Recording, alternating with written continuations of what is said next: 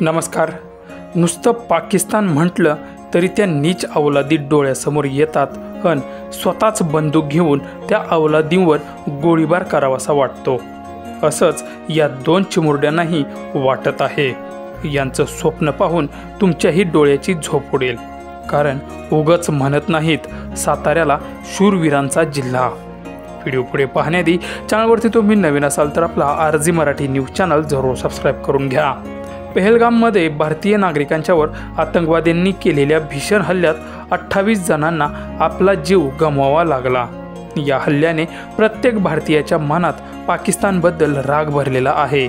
यात लहान मुलं सुद्धा पाठीमागे नाहीत. याचंच एक ज्वलंत उदाहरण तुम्ही पुढे व्हिडिओमध्ये बघाच. चायनीज आवडतं का तुम्हाला? का डिग्री सुटली म्हणून काय होते? मिलिटरीचं येणार आहे त्याला काय होतं? हाणायचं चायनीज रेग्युलर नाही वे नाही आवडत चायनीज. चांगलंय चांगलंय. पळायला जातोय रोज का? मिलिटरी जायचे का? मिलिटरीतच कार जायचे. कुणाला तर गोळ्या मारतो का? होय. रोज किती किलोमीटर पळता तिकडं? हा 8 का 2? मग कुठं का बोलतोय? कोण कोण जातं पळायला? होय. नक्की एक सांगा कोण पळतं? किती जण असता?